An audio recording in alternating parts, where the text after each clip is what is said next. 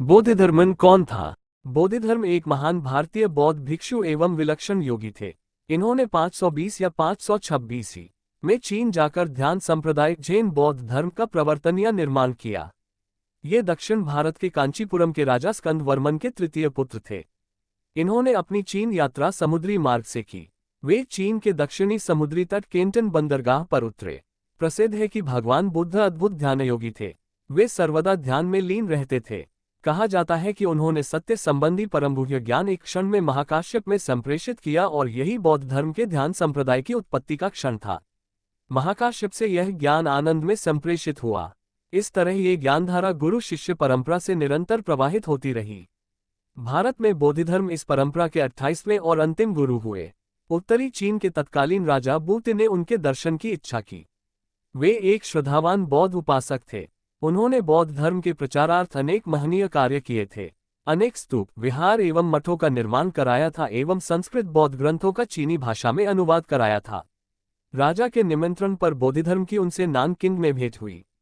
उन दोनों में निम्न प्रकार से धर्म संलाप हुआ। मैंने अनेक विहार आदि का निर्माण कराया है तथा अनेक बौद्ध धर्म के संस्कृत ग्रंथों का अनुवाद कराया है तथा अनेक व्यक्तियों को बौद्ध भिक्षु बनने की अनुमति प्रदान की है। क्या इन कार्यों से मुझे पुण्य लाभ हुआ है?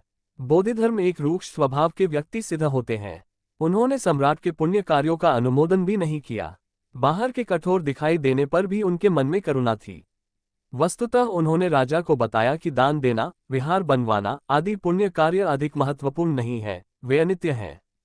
इस प्रकार उन्होंने सम्राट को अहंभाव से बचाया और शून्यता के उच्च सत्य का उपदेश किया, जो पुण्य पाप पवित्र अपवित्र सत असत आदि द्वंद्वों और प्रपंचों से अतीत है। उपर्युक्त भेंट के बाद बोधिधर्म वहां रहने में कोई लाभ न देखकर या तसी नदी पार करके उत्तरी चीन के बेई नामक राज्य में चले गए।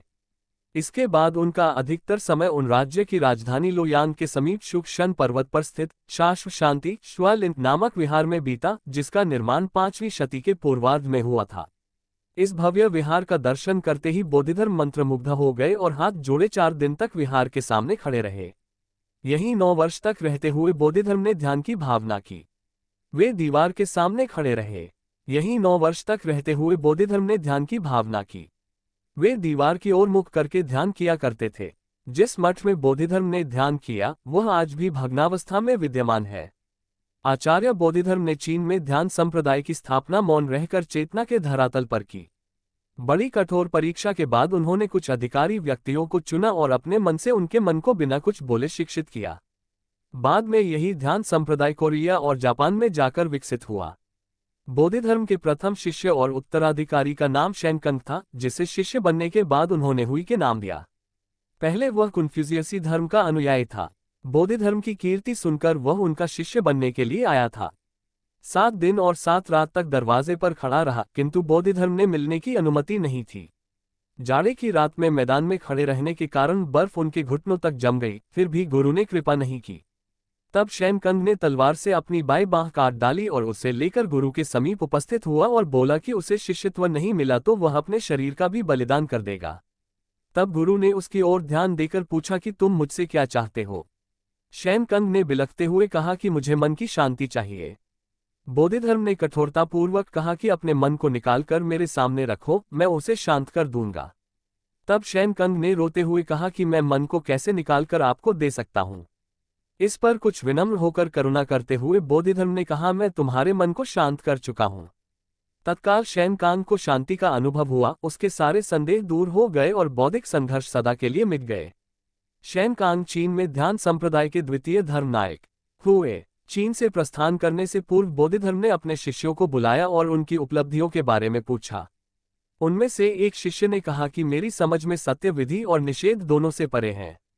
सत्य के संचार का यही मार्ग है। बोधिधर्म ने कहा, तुम्हें मेरी त्वचा प्राप्त है। इनके बाद दूसरी भिक्षुणी शिष्या बोली कि सत्य का केवल एक बार दर्शन होता है, फिर कभी नहीं। बोधिधर्म ने कहा कि तुम्हें मेरा मांस प्राप्त है। इसके बाद तीसरे शिष्य ने कहा कि 4 महाभूत और 5 स्कंद शून्य है और असत है। सत रूप में ग्रहण करने योग्य कोई वस्तु नहीं है। बोधिधर्म ने कहा कि तुम्हें मेरी हड्डियां प्राप्त हैं। अंत में हुई के ने आकर प्रणाम किया और कुछ बोले नहीं, चुपचाप अपने स्थान पर खड़े रहे। बोधिधर्म ने इस शिष्य से कहा कि तुम्हें मेरी चर्बी प्राप्त है। इसके बाद ही बोधिधर्म अंतर्धान हो गए। अंतिम बार जिन लोगों ने उन्हें देखा, उनका कहना है कि वे नंगे पैर तसुगलिंग पर्वत श्रेणी में होकर पश्चिम की ओर जा रहे थे और अपना एक जूता हाथ में लिए थे। इन लोगों के कहने पर बाद में लोयांग में बोधिधर्म की समाधि खोली गई, किंतु उसमें एक जूते के अलावा और कुछ न मिला। कुछ लोगों का कहना है कि बोधिधर्म चीन से लौटकर भारत आए। जापान में कुछ लोगों का विश्वास है कि वे चीन से जापान गए और नारा के समीप कत्योगयामा शहर में एक भिक्षुक के रूप में उन्हें देखा गया। बोधिधर्म ने कोई ग्रंथ नहीं लिखा, किंतु ध्यान संप्रदाय के इतिहास ग्रंथों में उनके कुछ वचनों या उपदेशों का उल्लेख मिलता है। जापान में एक पुस्तक शोशित्सु के 6 निबंध नाम प्रचलित है, जिसमें उनके 6 निबंध संग्रहीत माने जाते हैं। सुजुकी की राज में इस पुस्तक में निश्चित ही कुछ वचन बोधिधर्म के हैं, किंतु सब निबंध बोधिधर्म के नहीं हैं। चीन के तुनहुआ नगर के सहस्त्र बुद्ध गुहा विहार के ध्वंसावशेषों में हस्तलिखित पुस्तकों को एक संग्रह उपलब्ध हुआ था, जिसमें एक प्रति बोधिधर्म द्वारा प्रदत्त प्रवचनों से संबंधित है। इसमें शिष्य के प्रश्न और बोधिधर्म के उत्तर खंडित रूप में संग्रहीत हैं। इसे बोधिधर्म के शिष्यों ने लिखा था। इस समय ये प्रति चीन के राष्ट्रीय पुस्तकालय में सुरक्षित है। ध्यान संप्रदाय में सत्य की अनुभूति में प्रकृति का महान उपयोग है। प्रकृति ही ध्यानी संतों का शास्त्र है। ज्ञान की प्राप्ति की प्रक्रिया में वे प्रकृति का सहारा लेते हैं और उसी के निगूढ़ प्रभाव के फलस्वरूप चेतना में सत्य का तत्क्षण अवतरण संभव मानते हैं।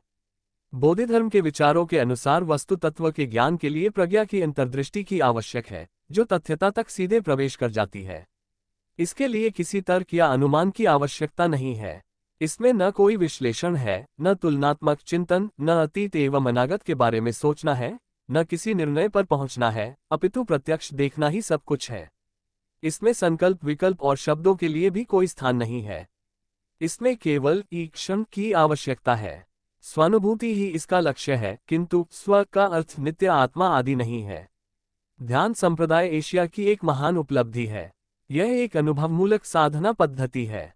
यह इतना मौलिक एवं विलक्षण है, जिसमें धर्म और दर्शन की रूढ़ियों, परंपराओं, विवेचन पद्धतियों, तर्क एवं शब्द प्रणालियों से उबा एवं थका मानव विश्रांति एवं सांत्वना का अनुभव करता है। इसकी साहित्यिक एवं कलात्मक अभिव्यक्तियां इतनी महान एवं सृजनशील हैं कि उसका किसी भाषा में आना उसके विचारात्मक पक्ष को पुष्ट करता है। इसने चीन, कोरिया और जापान की भूमि को अपने ज्ञान और उदारचर्याओं द्वारा सींचा है तथा इन देशों के सांस्कृतिक अभ्युत्थान में अपूर्व योगदान किया है।